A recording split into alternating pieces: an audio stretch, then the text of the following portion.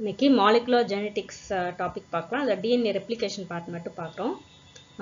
11th and 12th standard students பார்க்கலாம். அது national level NCERT சிலபஸாக இருக்கலாம், இல்லைனா தமிழ்நாடு ஸ்டேட் போர்ட் சிலபஸ் எல்லாருக்கும் யூஸ்ஃபுல்லாக இருக்கும். இதில் கொஞ்சம் வந்து கொஷின்ஸும் டயக்ராமேட்டிக் கொஷின்ஸாக கேட்டிருக்கேன். அப்போ தான் ரிவைஸ் பண்ணுறதுக்கு ஞாபகம் வச்சுக்கிறதுக்கு எல்லாம் ஈஸியாக இருக்கும்னு சொல்லிட்டு பார்க்கலாம்.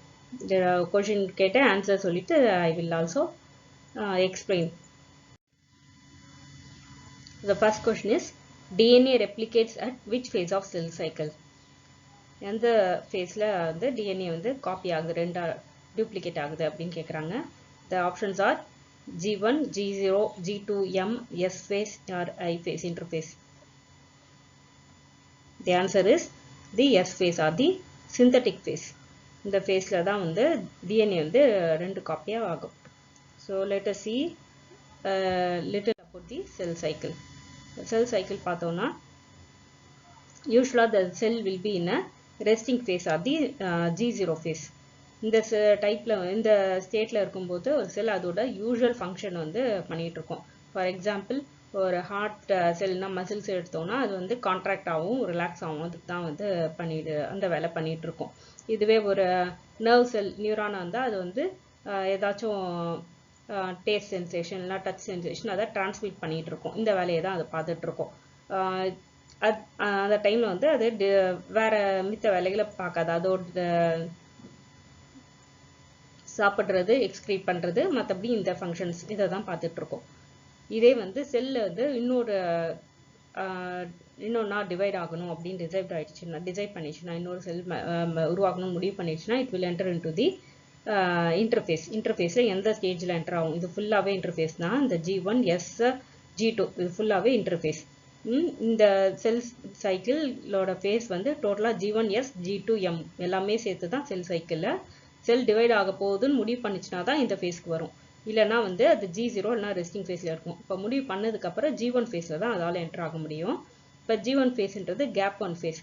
இந்த இப்போ ஆக்சுவலாக வந்து G1, S, G2 மூணுத்தையும் சேர்த்து ஒரு ஃபேஸாக காமன் ஃபேஸாக எடுத்துக்கிறோம். அது வந்து இன்டர்ஃபேஸ் ஆர் ஐ ஃபேஸ். ஸோ இந்த ஃபேஸில் என்ன பண்ணுன்னா செல் வந்து டிவைட் ஆகிறதுக்கான எல்லா வேலைகளையும் பார்த்து ரெடி பண்ணி வச்சுருக்கோம். அவ்வளோதான். M ஃபேஸ் மைட்டாசிஸ் ஃபேஸ் அப்போ தான் அது வந்து ஆக்சுவலாக ஃபிசிக்கலாக வந்து நம்ம பார்க்கும்போது டிவைட் ஆகிறது தெரியும். ஸோ இப்போ இன்டர்ஃபேஸில் வந்து G1 ஃபேஸ் எடுத்துக்கணுன்னா கேப் 1 ஃபேஸில் என்ன ஆகுது அப்படின்னு பார்த்தோம்னா செல்லோட சைஸ் வந்து பெருசாகும். அதோட சைட்டோபிளாசமில் இருக்க கண்டென்ட் எல்லாத்தையும் வந்து அதிகப்படுத்திக்கும். என்சைம், புரோட்டீன் என்னென்ன தேவையோ டிவைட் ஆகிறதுக்கு ரெண்டா காப்பி ஆகணும் இல்லையா? அப்போ அதிகமான மெட்டீரியல் தேவைப்படும். அது எல்லாத்தையும் வந்து அக்யூமுலேட் பண்ணி வைக்கும் வெளியிலேருந்து வாங்கி. அடுத்தது சிந்தசிஸ் ஃபேஸ். இப்போ வந்து அக்யூமுலேட் பண்ணி முடிச்சாச்சு, இப்போ காப்பி பண்ணணும். இப்போ சிந்தசிஸ் ஃபேஸில் வந்து அது டிஎன்ஏவை மட்டும் காப்பி பண்ணி வைக்கும். அதுக்கு அடுத்ததாக வந்து அதுதான் டிஎன்ஏ ரெப்ளிகேஷன் ஃபேஸ். ஓகேவா? அடுத்து வந்து G2 ஃபேஸ். கேப் 2 ஃபேஸில் என்ன பண்ணுன்னா அது வந்து மித்த செல்லில் இருக்கக்கூடிய மற்ற ஆர்கனல்ஸ் இருக்கும் இல்லையா? மைட்டோகாண்ட்ரியா, எண்டோபிளாஸ்மிக் ரெட்டிகுலம், அது மாதிரி கோல்கி பாடி, பெராக்சோம் அது மாதிரி இருக்கும் இல்லையா? சென்ட்ரியோல்ஸ், சென்ட்ரோசோம்ஸ் அது எல்லாத்தையும் வந்து ரெண்டு காப்பியாக பண்ணி வைக்கும் இந்த G2 ஃபேஸில். இதுக்கப்புறமா தான் வந்து அது M phase or mitosis phase போகும். இப்போ எல்லாமே ரெண்டு காப்பி ஆகியாச்சு. இப்போ ஃபிசிக்கலாக வந்து ரெண்டாக டிவைட் ஆகணும். அதுதான் வந்து மைட்டாசிஸ் அப்போ அக்கர் ஆகும். அப்போ டிவைட் ஆகி அது ரெண்டு டாட்டர்ஸ் எல்லாம் பிரியும். ஸோ மைட்டாசிஸ் ஃபேஸை தான் வந்து ஃபர்தராக நம்ம இன்னும் குட்டி குட்டி ஃபேஸாக டிவைட் பண்ணுவோம். என்னென்னா ப்ரோஃபேஸ், மெட்டாஃபேஸ், ஆனாஃபேஸ், டெலோஃபேஸ் அப்படி 4 ஃபேஸாக டிவைட் பண்ணுவோம். அப்போ தான் வந்து ஆக்சுவலாக நம்ம பார்க்கும்போது அந்த செல் உள்ளே இருக்கக்கூடிய பார்ட்ஸ் எல்லாமே பிரியறது தெரியும். கடைசியாக வந்து செல்லோட சைட்டோபிளாசம் பிரியும். அதுதான் வந்து சைட்டோகைனசிஸ். அதுக்கப்புறமா வந்து அதுதான் ரெண்டு டாட்டர் செல் ஃபார்ம் ஆகுச்சு அப்படின்னு சொல்லுவோம். ஓகேவா? மைட்டாசிஸ் பற்றி டீட்டெயிலாக அப்புறமா வேறு வீடியோவில் பார்க்கலாம். ஸோ இப்போ சிந்தசிஸ் ஃபேஸில் இருக்கக்கூடிய டிஎன்ஏ ரெப்ளிகேஷன் பார்ட் மட்டும்தான் இப்போ வந்து கொஷின்ஸில் கவர் பண்ண போகிறோம். ஸோ இப்போ பேசிக்காக வந்து ஜெனடிக் இன்ஃப்ளமேஷன் எப்படி ஃப்ளோ ஆகுது இல்லைன்னா சென்ட்ரல் டாக்மா அப்படின்னு சொல்லுவோம். அது எப்படின்னு பார்க்கலாம். So when DNA replicates itself or அதே ஒரு காப்பி அதுவாகவே எடுத்துக்கிச்சு அப்படின்னா அந்த ப்ராசஸ்க்கு பேர் என்ன? It is called replication. இப்போ டிஎன்ஏ இருந்து ஒரு காப்பி எடுத்து if you are making an RNA அந்த ப்ராசஸ்க்கு பேர் என்ன? it is called transcription. similarly இப்போ RNA ஃபார்ம் பண்ணதுக்கு அப்புறமா அதுல இருந்து proteins ஃபார்ம் பண்ணும் இல்லையா? செல் யூசுவலா வேற ஃபங்க்ஷன்ஸ்க்கு தேவையானப்ப அது பண்ணும்போது இப்போ RNA இருந்து புரோட்டீன் வர்றதுக்கு பேர் என்னது? அந்த ப்ராசஸ்க்கு பேர் என்னது? it is called translation. சில செல்ஸ்ல DNA ஜெனடிக் மெட்டீரியலா இருக்காது எல்லா லிவிங் ஆர்கானிசம்லயும். ஒரு சிலது RNA வந்து ஜெனடிக் மெட்டீரியலா இருக்கும். அப்ப அது வந்து டிஎன்ஏவா திருப்பி மாறிட்டு அதுக்கு மாறும், அப்புறமா காப்பி எடுக்கும். ஸோ அதுக்கு பேர் என்னன்னா ரிவர்ஸ் டிரான்ஸ்கிரிப்ஷன். அது சில வைரஸஸ்ல நடக்கும், RNA வைரஸஸ்ல. ஓகேவா, நெக்ஸ்ட் போலாம். So why is DNA prefer to be the genetic material than RNA. நம்ம பார்த்தோம் இல்லையா, இப்போ RNAவும் genetic materialலாம் இருக்கலாம், இல்லைன்னா DNAவும் genetic materialலாம் இருக்கலாம். ஆனால் வந்து ஹையர் ஆர்கானிசம்ஸில் பார்த்தோம்னா DNA தான் வந்து genetic materialலாம் இருக்கு. So what is the reason, proposed reason அப்படின்னா options are it can be copied easily and transcribed to proteins directly. அதாவது ஈஸியாக நம்ம காப்பி பண்ணலாம், ப்ரோட்டீனுக்கு டைரெக்டாக மாற்றிக்கலாம் டிஎன்ஏல இருந்து. Second option is it is more stable under unfavorable conditions. Unfavorable conditions environmentல அது வந்து ஸ்டேபிளா இருக்குன்னு சொல்றாங்க DNA RNA விட. அடுத்தது possibility of more mutations and hence favors evolution. DNA வந்து அதிகமா மியூட்டேஷன் ஆகும், அதனால வந்து அது தப்பா காப்பி ஆகுது, அதெல்லாம் ஆகும். ஸோ அதனால வந்து எவல்யூஷன் வந்து ஃபேவர் பண்ணதுனால DNA தான் ப்ரிஃபர் பண்றோம் அப்படின்னு சொல்றாங்க. நெக்ஸ்ட் வந்து it is more reactive chemically. கெமிக்கலா வந்து அது ரொம்ப ரியாக்டிவா இருக்கும், அப்பதான் வந்து சீக்கிரமா எல்லா ப்ராசஸும் நடத்த முடியும் இல்லையா? இதுதான் options. The answer is it is more stable under unfavorable conditions. For example இப்போ ஹீட் பண்ணோம்னா டிஎன்ஏ விட RNA தான் வந்து ஃபர்ஸ்ட் டிஸ்இன்டெகிரேட் ஆகும், வீணாக போகும். டிஎன்ஏ வந்து ஃபர்ஸ்ட் அந்த சூப்பர் காயிலிங் அதெல்லாம் வந்து பிரிஞ்சு வந்து அப்புறமா தான் டிஸ்இன்டெகிரேட் ஆகும். So it will take more high temperatures or high heat. So பாதியிலே நம்ம நிறுத்திட்டோம்னா ஃபேவரபிள் கண்டிஷன் வரும்போது டிஎன்ஏ திருப்பி அதோட யூஸ்வல் ஸ்டேட்டுக்கு ரிட்டர்ன் ஆனதுக்கப்புறம் திருப்பி காயில் ஆகிட்டு இட் கேன் மல்டிப்ளை. ஆனால் RNA வந்து மே கெட் வேஸ்டட் ஆகும். அதே இது மாதிரி வந்து டிஎன்ஏ இந்த ஆன்சர் ஏன் தப்புனா DNA cannot be directly transcribed to or copied to make the protein.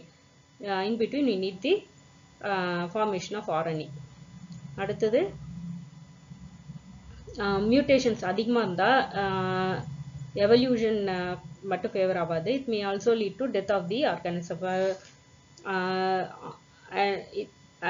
It is also favoring, but viruses அதெல்லாம் பார்த்தோம்னா நிறைய வைரஸஸ்ல வந்து RNA based வைரஸ்ல மியூட்டேஷன் அதிகமா இருக்கிறதுனால it is able to resist the immune system, our immune system. ஆனால் வந்து இது வந்து ஃபேவரபிள் பாயிண்டா இல்லை இல்லையா, அதனால இது வந்து நம்ம எடுக்க முடியாது. டிஎன்ஏ வந்து மியூட்டேஷன் வந்து கம்மியாக தான் இருக்கும் அதே மாதிரி RNA விட. So it is not the point. Next வந்து it is more reactive chemically. ஆக்சுவலாக RNA தான் கெமிக்கலாக வந்து ரொம்ப ரியாக்டிவாக இருக்கும், ஏன்னா வந்து அதோட பாண்டிங் வந்து லெஸ் ஸ்டேபிளாக இருக்கும். அதில் வந்து யுராசில் இருக்குது இல்லையா RNAல, அந்த பார்ட் ஆஃப் பாண்ட் வந்து லெஸ் ஸ்டேபிளாக இருக்கும். அதனால அடினைன் டைமில் அடினைன் யுராசில் பாண்ட் லெஸ் ஸ்டேபிளாக இருக்கும். அதனால RNA தான் ஹைலி ரியாக்டிவ் கெமிக்கலாக. So it is more susceptible to damage RNA. So ரொம்ப ஸ்டேபிளான ஒரு எது ஸ்டேபிளாக இருக்குன்னா DNA தான். அதனால that is being chosen among the higher organisms. Next இது வந்து DNA. இப்போ when cell is in G0 phase or the resting phase, normal phase la DNA will be with the very little coils. So it will be loosely packed. So on the stage la irukka DNA பேர் என்ன சொல்லுவோம்னா it is called as the chromatin. When the cell decides to enter into the cell cycle, G1 phase க்கு வந்துட்டு it has to divide during S phase or synthetic phase. So அந்த மாதிரி divide ஆகி mitosis face வர்றதுக்கு எல்லாமே it will become what is called as the chromosome. which is the more condensed or packed form. நல்ல சுருட்டி வச்சிருக்கோம். இப்போ வந்து DNA will be loose in usual cell, working cell. So that RNA or protein copy எதுக்கு வேணுமோ எல்லாத்துமே வந்து the RNA can just make a complementary copy and then make the necessary protein for whichever activity the cell is needing. எதுனாலும் it can take a copy. So that it will always be loose within the nuclear membrane or the nuclear bag, nucleus உள்ள. இதே வந்து cell division பண்ண போறோம்னா எல்லாத்தையும் அடுக்கி வைக்கணும் இல்லையா, எல்லாத்தையும் அடுக்கி வச்சு அப்புறம் தான் பிரிக்க முடியும். So it will just coil very much அப்படியே சூப்பர் காயில் ஆகிட்டே இருக்கும். சூப்பர் காயில்னா இன்னும் ஃபர்தராக காயில் ஆகிட்டே இருக்கும். இப்போ காயில் பண்ணும்போது it will roll around some proteins call the histones. many other proteins are also involved. Histone is the main protein. So அதையும் சுற்றி காயில் பண்ணி அதை இன்னும் ஃபர்தராக it will keep on coiling. They are called the super coils. அது மாதிரி நல்லா coil பண்ணி it will become a dense pack, finally making this type of appearance called the chromosome. By the time it enters into the mitosis phase வரும்போது the chromosome மாதிரி தெரியும் நமக்கு பார்க்கறதுக்கு. So after the cell division completes, என்ன பண்ணும், திருப்பி all the coiling will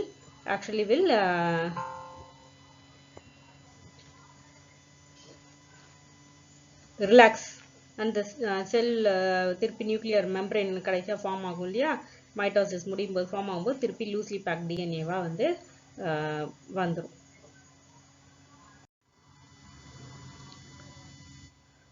so யூஸ்வலாக அப்படி இருக்கும் போதுமே we can see that ஒரு ஃப்ளாட்டாக இல்லை, the DNA is not flat, it is coiled to some extent. So இந்த காயிலிங்கை பிரித்து இது மாதிரி ஆக்கணும். அப்போ which will help in removing the super coils. Which enzyme is helping? So that we can start DNA replication. Which enzyme will do? It is done by the enzyme called the topoisomerase.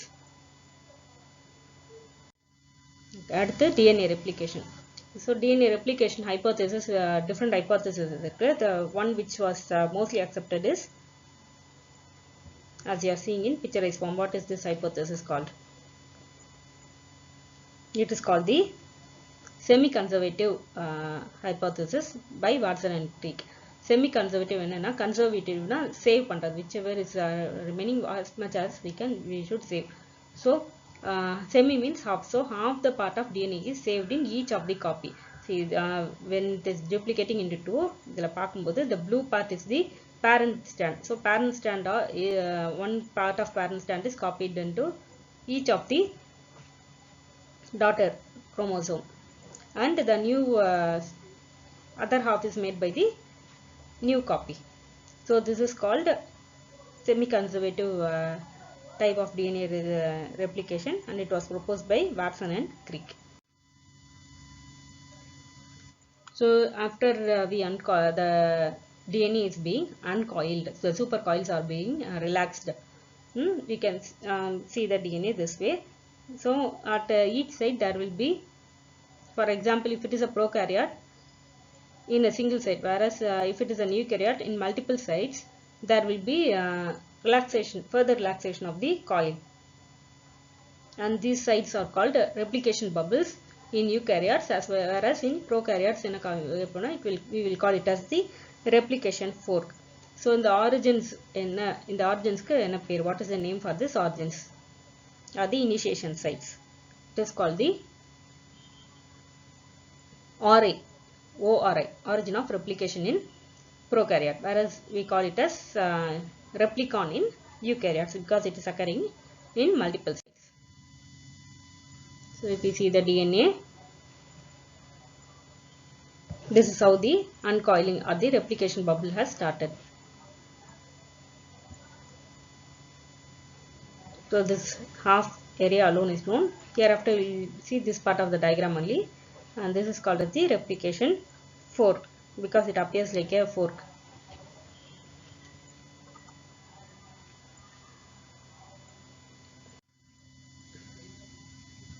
So if we see the DNA replication, what is happening is the nucleotides bond between both the strands are being broken by an enzyme. So what is this enzyme called? ரெண்டு ஸ்ட்ராண்டையும் பிரிக்கக்கூடிய enzyme எது? The answer is helicase. It is otherwise called unzipping. So this actually unbinds the DNA, separates the two strands of the DNA. So after it is being separated, அது அப்படியே அங்கே இருக்கணும். It should not get re-annealed or rejoined, so that we can make a copy of each complementary copy we have to make. So till then these need to be remain separated, and again they should not join. So that is done by the small proteins that bind to the DNA strand, that will keep them far away so that they don't bond again. So these proteins are called, what are they? They are the single strand binding proteins. This will prevent the re-annealing of single strands of.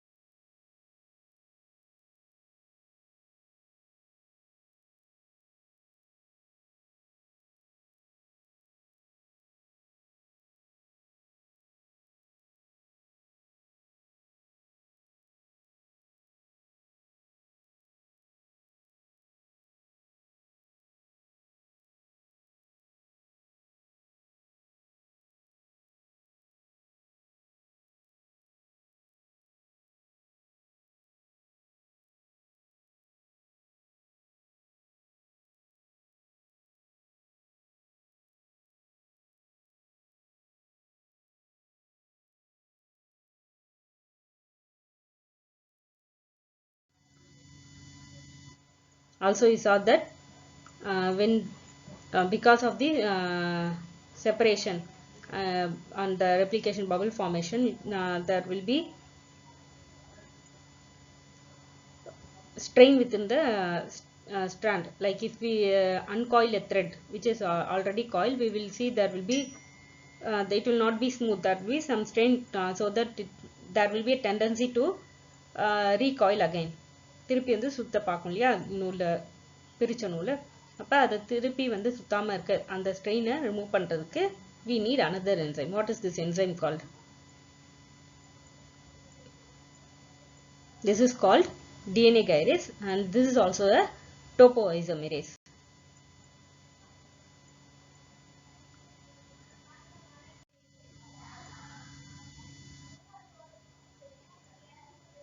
Then now the staining is all removed, the thread or the DNA thread is now flat.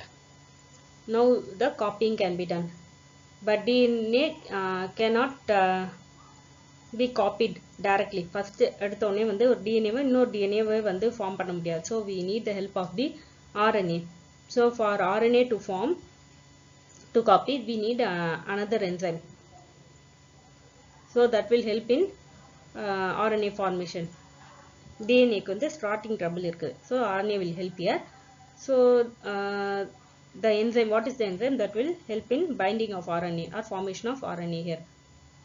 This enzyme is called the DNA primase. So this will provide the starting point of DNA.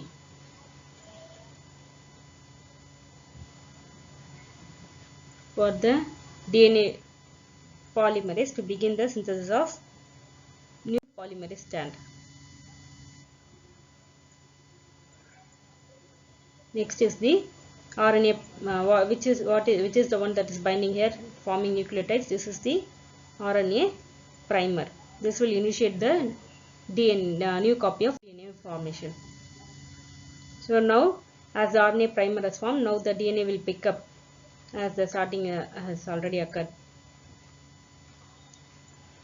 and it will proceed. So this yellow part is called the new copy of DNA. So this is being favored by an enzyme. What is this enzyme called? It is called the DNA polymerase 3. This will aid in adding the nucleotide only in the 5' to 3' direction. Also, this now this DNA polymerase 3 should stay in place throughout the length till the copying occurs. So this DNA polymerase 3 is being kept from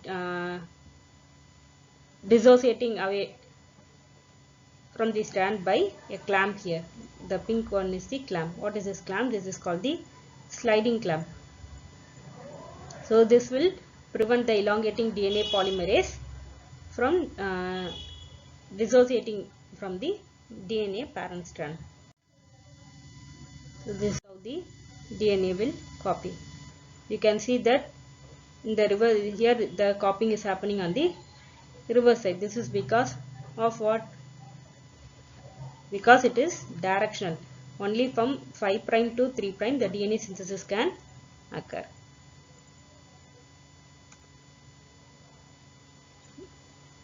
So every time a short RNA primer should form, then the DNA can form. Whereas here it will copy continuously with a single RNA primer. On this side, with a little unzipping, it has to again use an RNA primer and then copy. See here what is happening.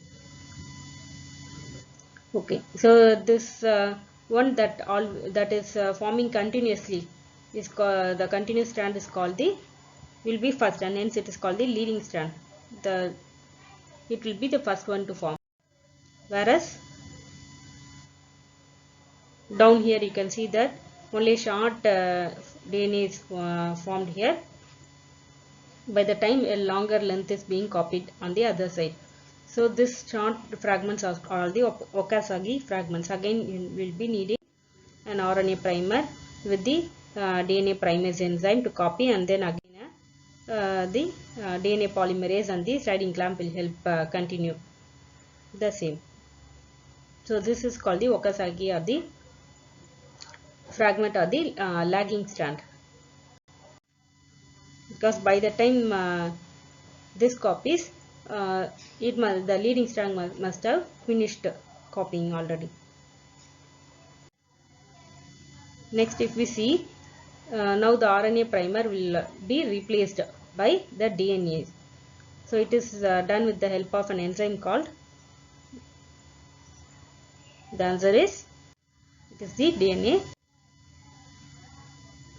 polymerase 1.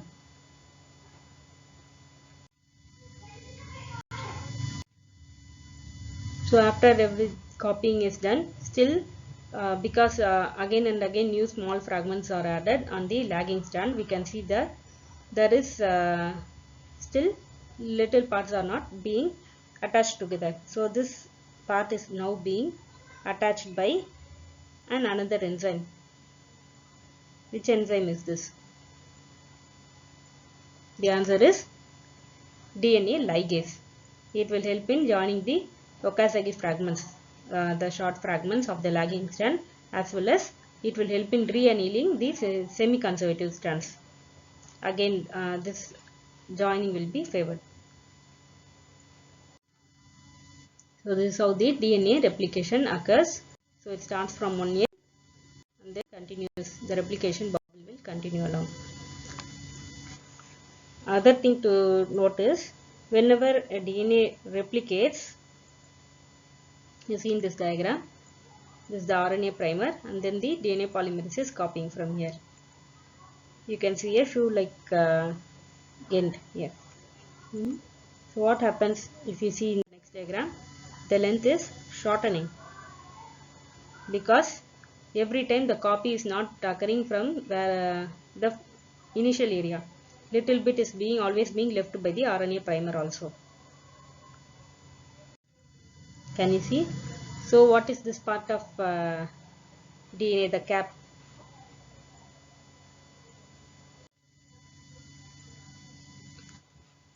This area is called the telomere. It actually shortens with every cell division. In all the cells, this telomere length will reduce. This is a cap-like part of the genetic material that usually is involved in protecting the rest of the DNA. But in some cells, what happens is an enzyme will come and will stand in front of the telomere so that it can lengthen and make some unwanted copy, so that the length of this telomere is maintained. See here, it is lengthening. So who is doing this function? So this enzyme is called the one which stands as a template and helps in extending the length of the telomere. What it is called? This enzyme is called, what is this enzyme? It is called the telomerase. So what happens is, if the telomerase is there, the DNA end can lengthen, the telomeric end or the cap can lengthen, so that the needed genetic material will not be lost. So this will be followed by a RNA primer, and then the DNA can follow copying it. So this adding up of nucleotide sequences repeatedly it will occur in this end. So usually adenine thymine group is more commonly selected for copying here. So this occurs in eukaryotic chromosomes. This telomerase enzyme is actually active physiologically or normally only in the germ cells and stem cells. What are germ cells? Germ cells are actually our gametes. Usually the sperm, that is the sperms and the oocyte egg during their formation. Because we need to reproduce, an endless copies are needed. The telomerase enzyme will help the cells multiply continuously. Also in our body cells, the stem cells which give differentiate into a different parenchymal cell, like the mucosal cell or a connective tissue cell or an epidermal cell. This the undifferentiated cells, no, these are called the stem cells. So this stem cells will also have the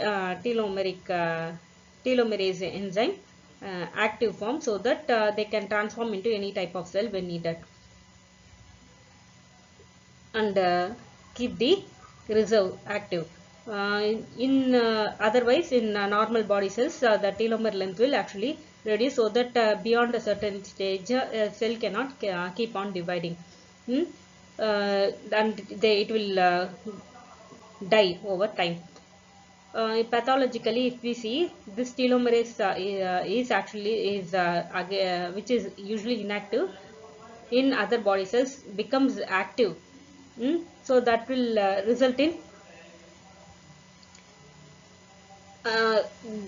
division of the cells without any stop pain or any control. So the disease is what we commonly know, it is the cancer.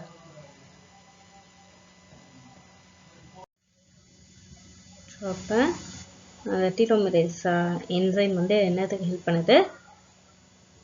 டிஎன்ஏவோட main area வந்து வீணாகாமல், ஒரு வாட்டி cut ஆகாமல் help பண்ணுது. இந்த மாதிரி தொடர்ந்து போகும்போது இந்த கேப் பார்ட் இருக்குல்லையே, அந்த டீலோமர் பார்ட், அந்த பார்ட் வந்து மெயின் ஏரியா கிடையாது டிஎன்ஏல. ஸோ நார்மல் பாடி செல்ஸில் அந்த ஏரியா கட்டாய் கடைசி இதில் வரும்போது அந்த செல்லால் அதுக்கப்புறம் ஃபர்தராக டிவைட் ஆக முடியாது. G0 ஃபேஸ்லேருந்து G1 ஃபேஸ் இன்டர்ஃபேஸ்க்கு வந்து என்டர் ஆக முடியாது. the cell will die. அதே எப்பயுமே வந்து தொடர்ந்து ரீஜென்ரேஷன் இருக்கணும் அப்படின்றத மெயின்டைன் பண்ணுறது தான் அந்த டீலோமரேஸ் என்சைம் வந்து ஹெல்ப் பண்ணுது. ஸோ இது நார்மலாக நமக்கு எந்த செல் இருந்ததுன்னு பார்த்தோம், நம்மளுடைய ரீப்ரொடக்டிவ் செல், ஸ்பெர்ம் செல்லு இல்லைன்னா ஊசைட், அதோட ஃபார்மேஷன் ஸ்பெர்மட்டோஜெனிசிஸ் ஊஜெனிசிஸ் நடக்குது இல்லையா, அந்த பேரண்ட் செல்லில் இருக்கும். அது இல்லாமல் இந்த அன்டிஃப்ரென்ஷியேட்டட் ஸ்டெம் செல்ஸ் இருக்கு இல்லையா, ஒரு பேரன்கைமல் செல் ஃபார்ம் ஆகிறதுக்கு முன்னாடி, அதாவது ஒரு கனெக்டிவ் செல்லோ இல்லை எபிடர்மல் செல்லோ ஏதோ ஒன்று ஃபார்ம் ஆகிறதுக்கு முன்னாடி, ஒவ்வொரு எல்லா செல் லைனும் ஃபார்ம் ஆகிறதுக்கு முன்னாடி ஒரு ரிசர்வ் செல்ஸ் இருக்கும், அன்டிஃப்ரென்ஷியேட்டட் செல், அதுக்கு பேர் தான் ஸ்டெம் செல். அந்த ஸ்டெம் செல் வந்து தொடர்ந்து அதோட ரிசர்வ் வந்து மெயின்டைன் பண்ணணும் இல்லையா, அதே ஸ்டெம் செல்ஸ் அதுக்கும் வந்து டீலோமேரஸ் என்சைம் இருக்கவே தான் அதால் தொடர்ந்து ரீஜெனரேட் ஆகிட்டு மெயின்டைன் பண்ண முடியுது அந்த செல் ரிசர்வை. பேத்தாலஜி ஸ்டேட்டில் நம்ம ஆல்ரெடி பார்த்தோம், கேன்சரில் வந்து இந்த டீலோமேரஸ் என்சைம் இன்ஆக்டிவ் ஸ்டேட், அதாவது அது வேலை செய்யாத இருக்கும், ஆக்டிவாக மாற்றிட்டோன்னா வேலை செய்யும். இப்போ அதை ஆக்டிவாக மாற்றிட்டு அது தொடர்ந்து வேலை செய்கிறது கண்ட்ரோல் இல்லாமல் இருக்கிறதுனால தான் வந்து ஒரு கேன்சர் செல் தொடர்ந்து டிவைட் ஆகிட்டே இருக்குது. அது வந்து ஒரு கேன்சர் செல் கூட இறக்காது யூஸ்வலாக விட்டோன்னா. அதனால தான் வந்து மற்ற நார்மல் பாடி செல்ஸோட விட வந்து அது அதிகமாக வளரும். ஸோ தொடர்ந்து செல் டிவிஷன்ஸ்லேயே இருக்கிறதுனால அது எந்த ஃபங்க்ஷனுமே பெரிய அளவில் பண்ணாது. இல்லை அப்படியே பண்ணாலுமே சர்டன் அந்த இதுலேருந்து வந்ததோ, இப்போ ஒரு ஸ்கின்ல வந்ததுன்னா இப்போ ஸ்கின்னோட ஃபங்க்ஷன் அது பண்ணிட்டு இருந்ததுன்னா அதை தவிர வேறு எதுவுமே பண்ண விடாது. அப்போ மற்ற இது எல்லாமே வந்து அழிஞ்சு போயிடும். அதனால ஸ்பேஸ் ஆக்குபை பண்ணுறதுனாலையுமே வந்து டெத் வரும், மற்ற செல்லை ஃபங்க்ஷன் பண்ண விடாதனால கேன்சரில். ஓகேவா?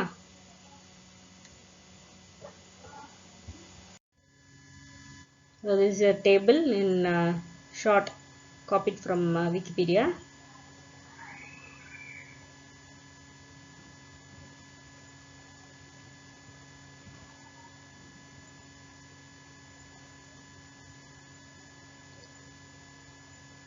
Thank you.